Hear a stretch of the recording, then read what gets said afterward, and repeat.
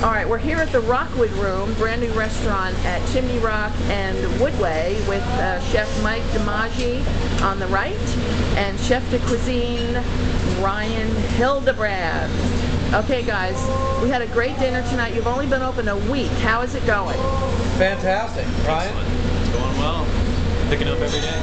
Absolutely. I love the soundtrack. Is that, oh, that's Dean Martin This in the is background? Dean Martin, this is Volare. You know, we're all flying a little bit here. So I love it. This is, you know, it's mood music. All right, so how has it been really so far? 1 week, are people coming in? 1 week, we're having a lot of really incredible neighborhood feedback. You know, we've overcome some challenges in the fact that we're tucked away. We're a destination restaurant. So really at this point, it's about cultivating the neighborhood, bringing in the people, and I think we've done a great job of that. We've made a lot of new friends with our neighbors. And it's the kind of environment people come in and want to stay, they want to get to know us, so it's very neighborhood friendly. I know. I met some people tonight from the neighborhood that I knew from, you know, like the Houston Food Bank, and they live in the high-rise right next door. They walked over. It's nice. Which was great. That's one of the exciting things, I think, for me and Ryan as well, is that we've got this wonderful community here that, you know, doesn't necessarily have the walking neighborhood restaurant. Right. And it's great for me to be able to provide them that special over-the-top service that they so deserve. Right, and this is a great neighborhood for you to be in. I think they're really going to like your food. Thank you. Okay, one of my favorite dishes was the opener, the oysters. Rockwood Feller. I loved them. Thank you. Tell us about them. Thank you very much. Well, that's a dish that we've been working on since the incept of this concept, and Ryan and I really spent a lot of time going through this dish to try and figure out how to make the oysters sing. We use the finest oysters we can source, Wakasasas or Apalachicolas, really incredible Florida oysters. The flavor is just phenomenal, so we try and treat them as simply as possible to allow the oysters to shine. A little breadcrumb, a little Parmesan cheese, a little bacon. They were Fantastic. outstanding, served on a bed of rock salt just like they should be. That's right. And then, tell us about your pumpers. Mr. Hildebrand? Pumpers, almost like a patty melt, so it's a little bit different than what you get in the slider or the mini burgers that you get around town. It's a little bit more dynamic, a little bit more of a flavor profile on that one. So can you describe the pumper, Ryan, for us? Ground Kobe beef that we grind in-house, seared on the flat top, served with sauteed mushrooms, a little Munster cheese, and crisp pumpernickel. They were outrageous. Fantastic. Really, really good. Thank you. I mean, everything was good. Thank you very much. Guys. Other dishes that stick out in my mind are the salmon, the Scottish salmon, outrageous with the Purple risotto. yes, and the beets. Little beets. You know, that's another flavor profile that brings salmon into a whole new level. It allows salmon to be really incredible with a Pinot Noir, so that you're not just doing fish and white wine. Going into the fall season and really trying to figure out what do we do to make this dish appeal to a broader demographic. So Yeah, exactly. And the endive salad. the endive. Really great. Thank you. Thank you. And Julian Baker's octopus. Julian and Baker's potato. octopus and potato salad. It's one of my favorites. I spent a couple of years with Julian, and God forbid I use his recipe without giving him proper credit. Right.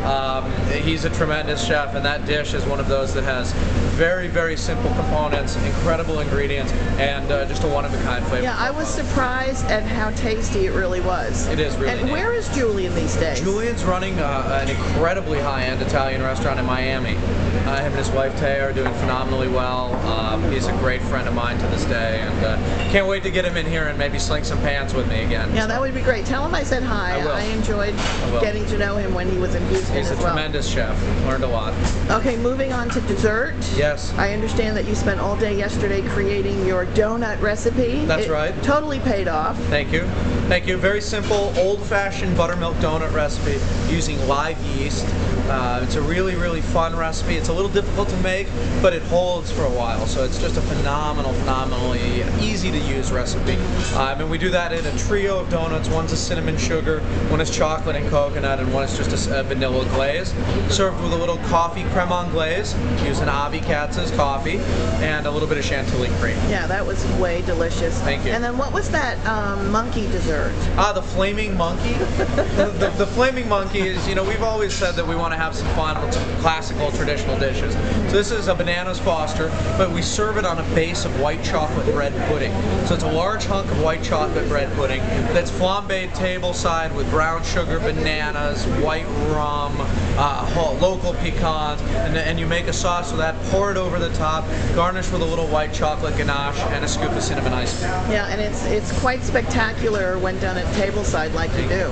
It's fun. It's one of those things that really lights up the room. And I know from my experience, when I go to a restaurant and I'm sitting there and it's a special occasion and I see something burst into flames, I immediately think, okay, I'm getting that thing. Yeah, I don't know exactly, what it was. right. I don't care what it was. Right. I'm eating that. Yeah, it's fun. It is fun, and it's interactive, and it really kind of recreates that whole 1960s restaurant feel where people still could have an experience in a dining room. Yeah, It's more I love interactive. it. It adds a lot to the I love experience. it. Okay, Ryan, you recently were the exec.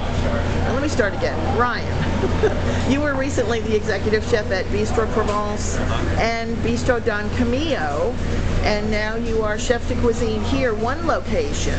So tell us about how that's changed, your life, going from running 2 restaurants to being chef de cuisine at 1 restaurant. Well, I think the thing that I like most about it is, I get to work with Mike. It's being around like-minded people.